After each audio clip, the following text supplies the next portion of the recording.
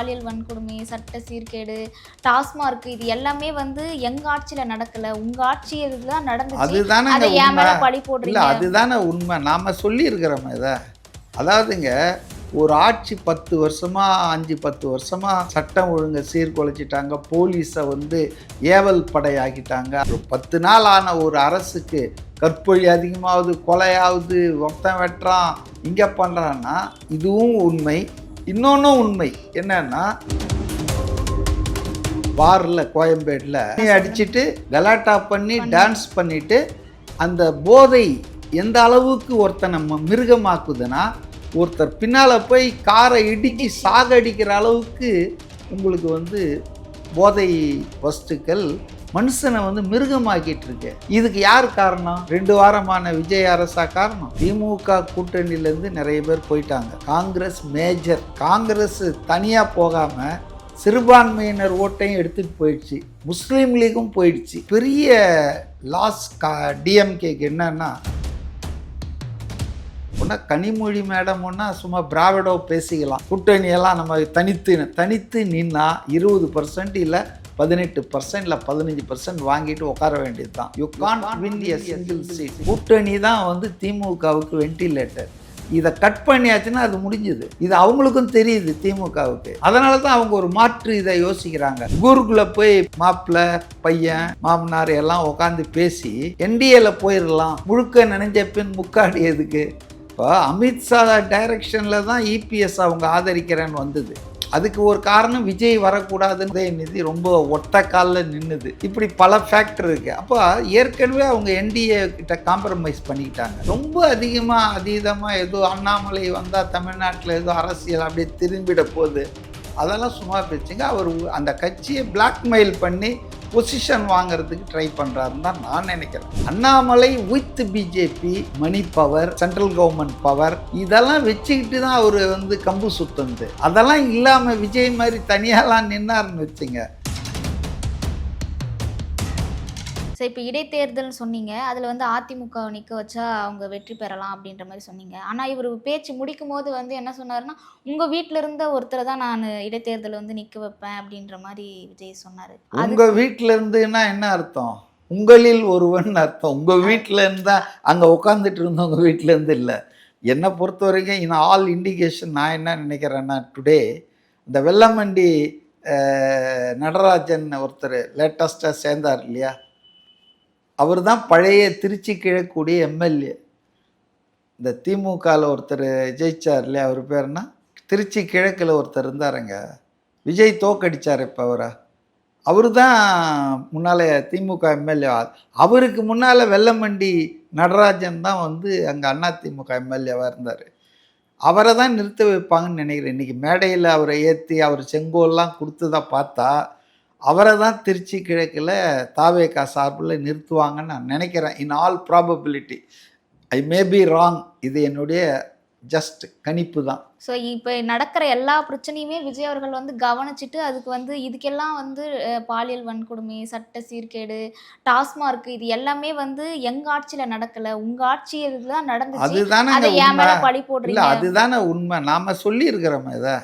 அதாவதுங்க, ஒரு ஆட்சி 10 வருஷமா 5-10 வருஷமா சீர் பண்ணிட்டாங்க. அதாவது சட்டம் ஒழுங்கை சீர்குலைச்சிட்டாங்க, போலீஸை வந்து ஏவல் படை ஆக்கிட்டாங்க. அதை ஒரு நியூட்ரலாக சட்டம் ஒழுங்கை பாதுகாக்கிற படையாக இல்லாமல் போலீஸை வந்து என்ன அளவு பாழ்படுத்தணுமோ அவ்வளோ பண்ணி விட்டாங்க.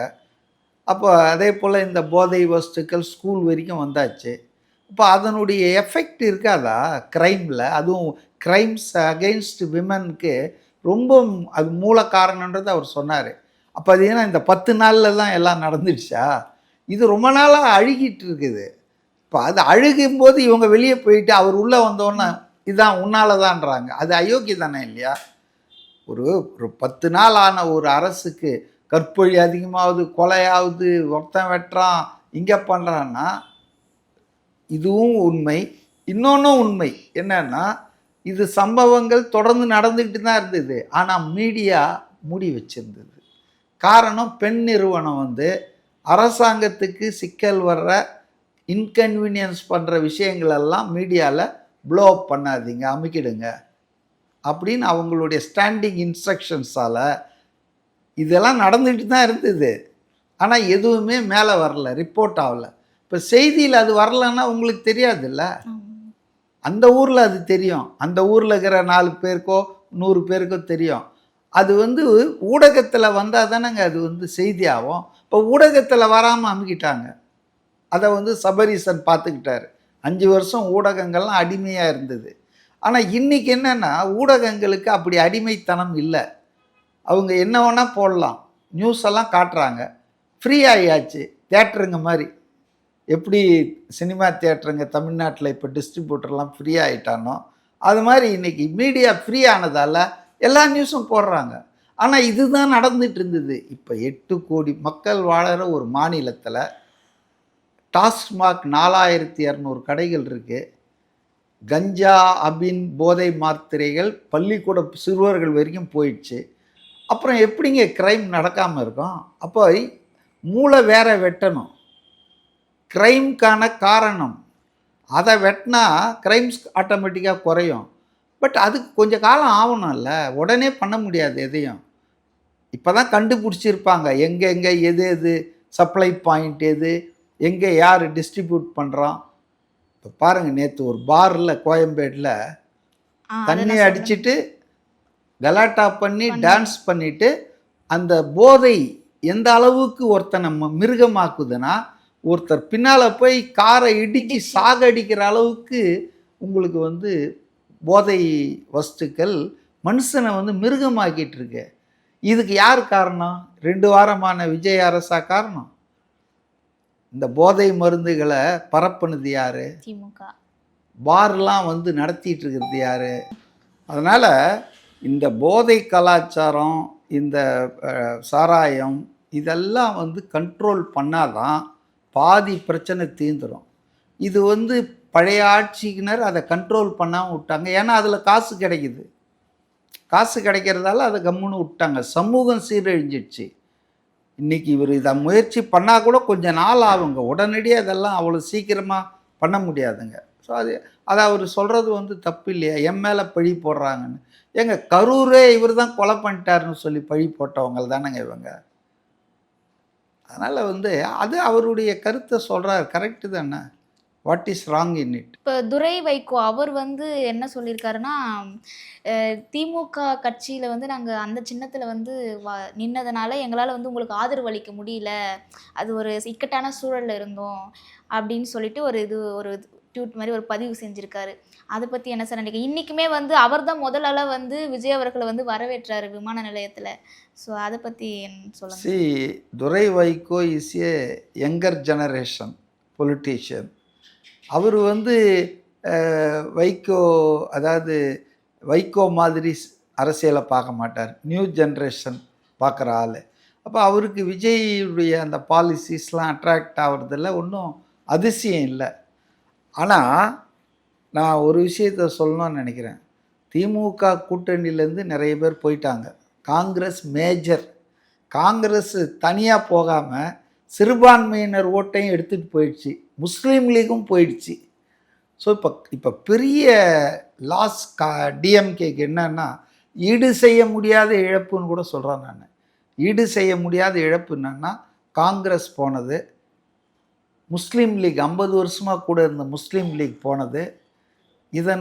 இதன் காரணமாக சிறுபான்மையின் அப்படியே என் பிளாக்காக போயிட்டாங்க.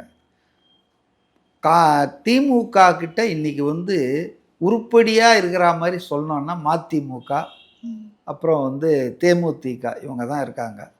மற்றவங்கெல்லாம் போயிட்டாங்க. இந்த 2 பேர் மனநிலையும் நேற்று நான் பார்த்தேன்.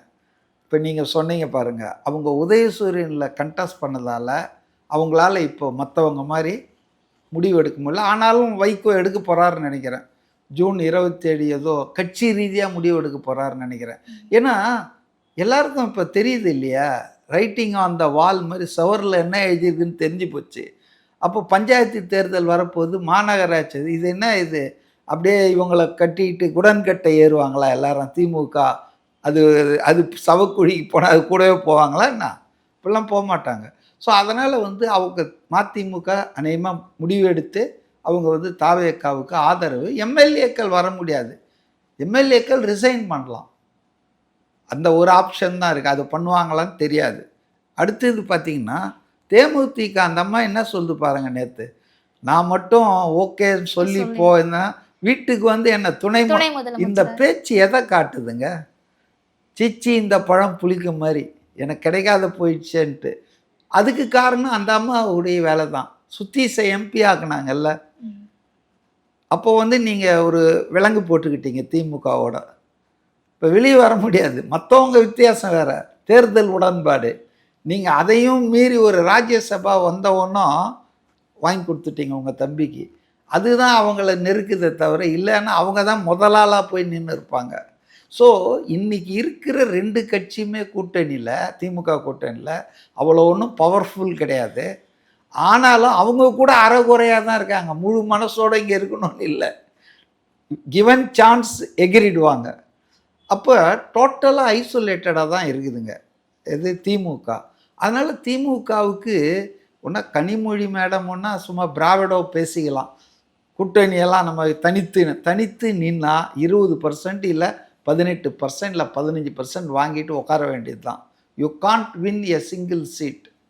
இப்போ அண்ணா காலத்திலிருந்து கருணாநிதி காலம் வரைக்கும் திமுக துவக்கத்திலிருந்து இன்னி வரைக்குங்க கூட்டணி கட்சிகளோடு அலையன்ஸ் வைக்காமல், அவங்க உதவி இல்லாமல், ஒத்துழைப்பு இல்லாமல் எந்த தேர்தலிலும் களமாடியதில்லை, எந்த தேர்தலிலும் வெற்றி பெற்றதில்லை.